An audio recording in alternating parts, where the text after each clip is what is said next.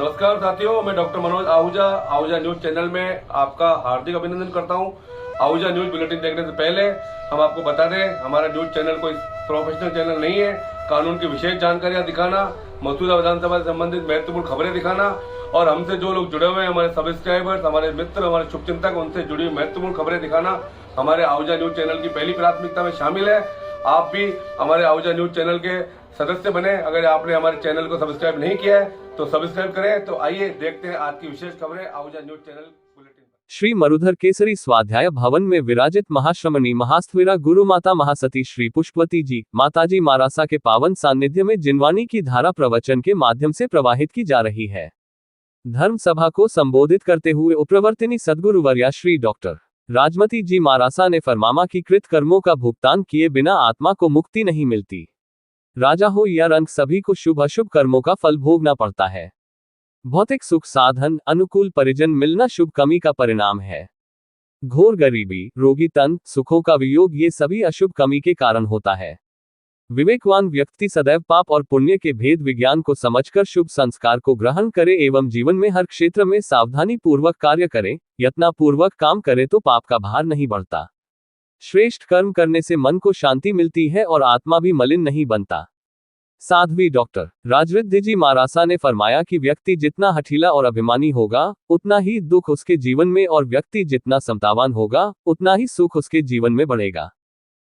जीवन की दुखदायी बातों को भूल जाना उत्तम है। सात्विक जीवन जीने वाले अपने साथ साथ दुनिया को बदलने का सामर्थ्य जुड़ा लेते हैं। इसके लिए इंद्रियों का संयम, कषायों का दमन और धैर्य धारण करने की आवश्यकता है। नवदीक्षिता साध्वी श्री राजकीर्ति जी मारासा ने कहा कि आध्यात्मिक क्षेत्र में संयम और तप के सहकार से आत्मा का शुद्धिकरण होता है। संयम से कर्म का आगमन रुक जाता है और लप के ताप से पूर्वकृत कमी की निर्जरा हो जाती है।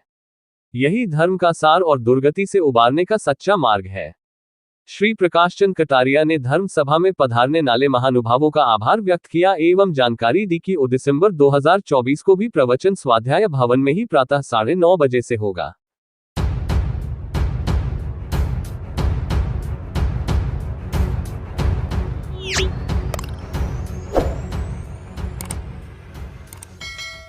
श्री प्राज्ञ महाविद्यालय में रेड रिबन क्लब के तत्वाधान में एड्स दिवस पर एक वर्कशॉप का आयोजन किया गया।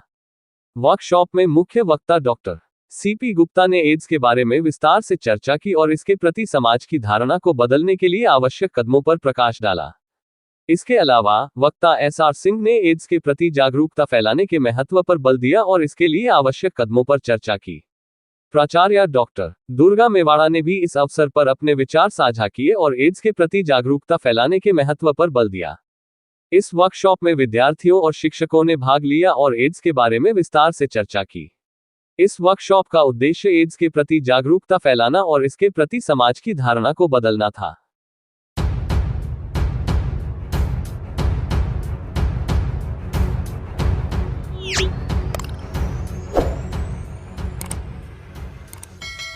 बार एसोसिएशन की नई कार्यकारिणी के चुनावों के लिए नामांकन प्रक्रिया सोमवार से प्रारंभ हो गई है। पहले दिन अध्यक्ष पद के लिए 2 प्रत्याशियों ने अपने नामांकन दाखिल किए।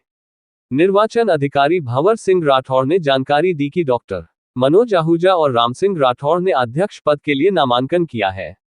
इस बार चुनाव में 1 बार 1 वोट का नियम लागू होगा, जिसमें कुल 189 वकील अपने मताधिकार का प्रयोग करेंगे। सहायक निर्वाचन अधिकारी एडवोकेट नवल किशोर पारीक और एडवोकेट लेंसी झंवर ने बताया कि 5 दिसंबर को अपराह्न 3 बजे तक नामांकन पत्र दाखिल किए जा सकते हैं। उसी दिन 3 से 5 बजे के बीच नामांकन पत्रों की जांच होगी।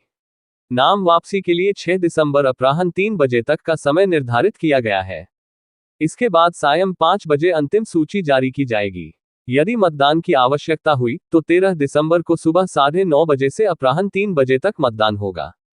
मतगणना सायं 4 बजे से शुरू होगी और परिणाम मतगणना समाप्ति के तुरंत बाद घोषित कर दिए जाएंगे।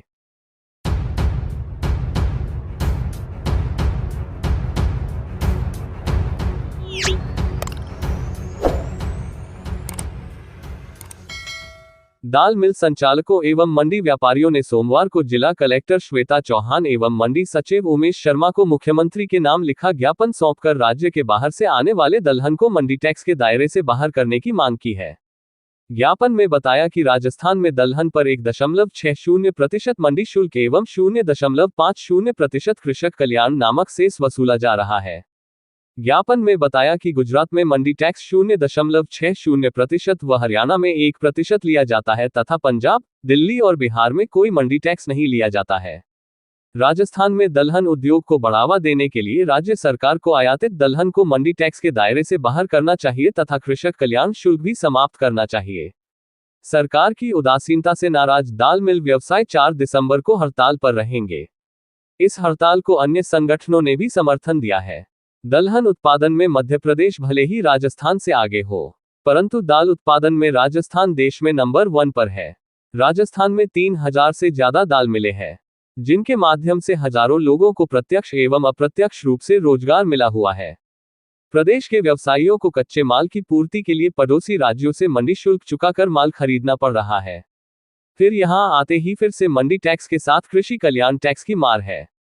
इसका फायदा उठाकर दूसरे राज्य के लोग राजस्थान में दाल बेचकर मुनाफा कमा रहे हैं और प्रदेश का दलहन उद्योग अन्य राज्यों में पलायन के लिए मजबूर हो रहा है। टैक्स की दोहरी मार के कारण प्रदेश का दलहन आधारित उद्योग संकट में है। दाल मिलों पर ताले लगने की नौबत आ गई है। ज्यादातर व्यापारी अपने उद्योग को उन पड़ोसी राज्य में शिफ्ट करने पर विचार कर रहे हैं, जहां टैक्स कम है।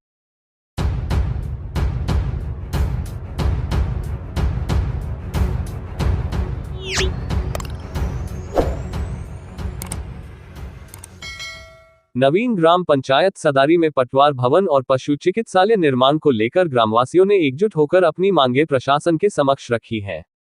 ग्रामवासियों ने तहसीलदार और ब्लॉक विकास अधिकारी बीडीओ को ज्ञापन सौंपते हुए आग्रह किया कि दोनों भवन ग्राम मुख्यालय सदारी में ही स्थापित किए जाएं। ग्रामवासियों का तर्क है कि सदारी ग्राम पंचायत का मुख्यालय है, इसलिए पटवार भवन और पशु चिकित्सालय यही बनना चाहिए, ताकि क्षेत्र के लोगों को प्रशासनिक और पशु चिकित्सा सुविधाएं सुलभ हो सकें।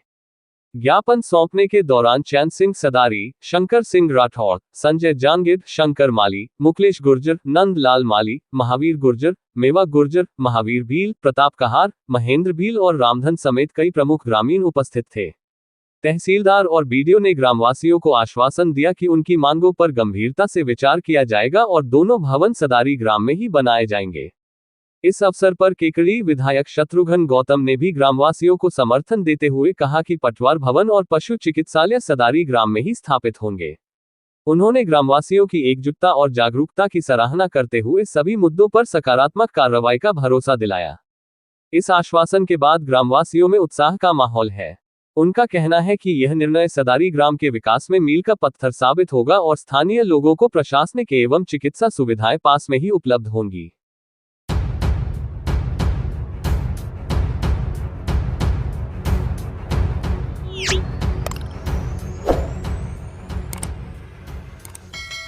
मानक चौक स्थित विजयवर्गीय भवन में आज भव्य रामकथा का आयोजन किया गया। इस कार्यक्रम में मुख्य यजमान के रूप में राकेश कुमार पारीक और मुकेश कुमार शर्मा शामिल हुए।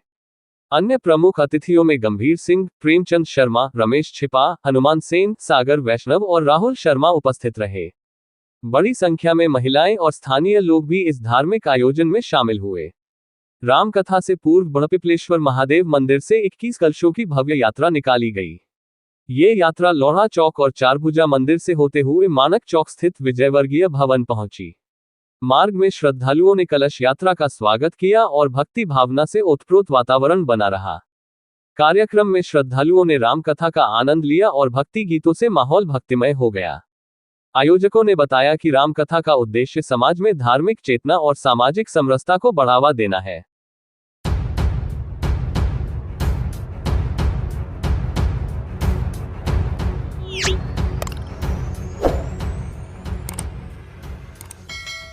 कादेड़ा रोड पर स्थित एक खेत में रविवार को 6 राष्ट्रीय पक्षी मोर और एक कबूतर के मृत पाए जाने से क्षेत्र में हड़कंप मच गया। घटनास्थल पर पक्षियों के पास बिखरे हुए दाने मिलने से आशंका जताई जा रही है कि पक्षियों की मौत जहरीला दाना खाने से हुई होगी। खेत मालिक ने तुरंत इस घटना की सूचना पुलिस को दी, जिसके बाद पशुपालन और वन विभाग की टीमें मौके पर पहुंची। पशुपालन विभाग के उपनिदेशक अमित पारीक ने बताया कि मामले की गंभीरता को देखते हुए वन विभाग को सूचित कर दिया गया है। मृत पक्षियों को पोस्टमार्टम के लिए वन विभाग कार्यालय भेजा गया है। वन विभाग के अधिकारियों ने बताया कि मौत के वास्तविक कारण का पता पोस्टमार्टम रिपोर्ट के बाद ही चल सकेगा, इस हेतु सैंपल लेकर फॉरेंसिक लैब भिजवाया गया है।